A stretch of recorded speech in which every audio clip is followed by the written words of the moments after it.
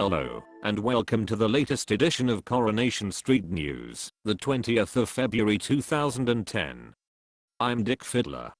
And I'm Fanny Batter, once more bringing you all the latest from Weatherfield.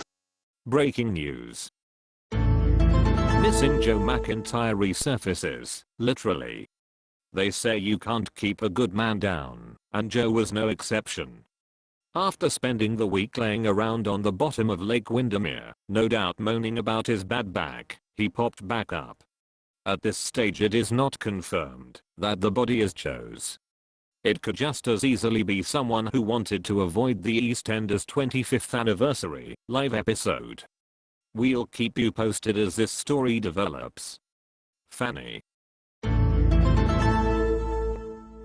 Fears are growing for the eyesight of corner shop owner, Dev Allahan.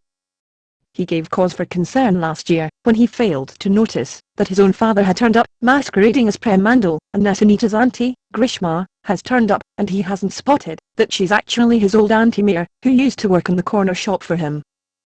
Mind you, it's not the first time his poor eyesight has caused a problem for him.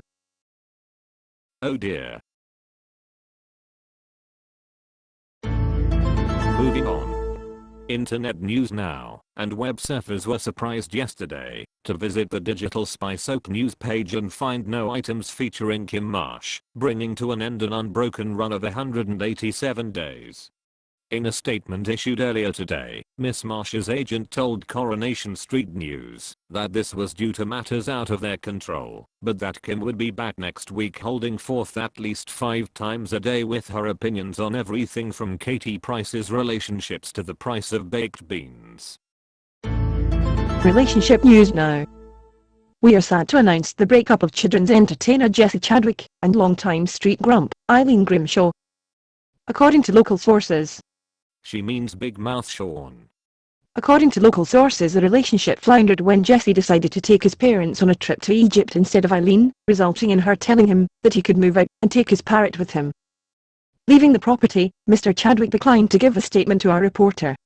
But given how many camels there are in Egypt, maybe he thought they had enough snarling, spitting, humpy, bad-tempered creatures already. Underworld machinist Kelly Crabtree filmed her final scenes this week, and, though we viewers won't see her departure for some weeks, we thought now would be a nice time to take a look back at some of her greatest storylines. Roll the tape.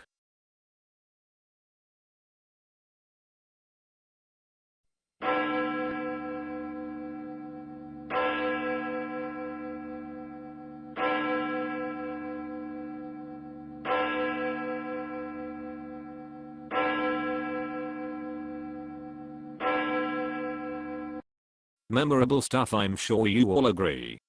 Along with her fellow cast members, we'd like to wish Kelly well as she leaves Coronation Street and heads off to Unemployment. The latest figures released today reveal that the unemployment total for Weatherfield remains unchanged from last month and still stands at 1. A Mr. Kirk Sutherland remains the only person in Weatherfield not in employment.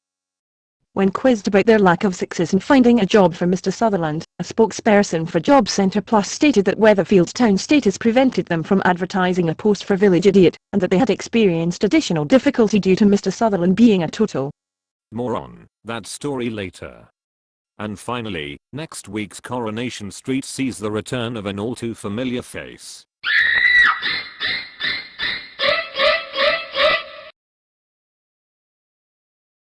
And with that terrifying thought, that's all from Coronation Street News for this week, so it's goodbye from me, Dick Fiddler. And this is Fanny Batter saying good night. Don't have nightmares.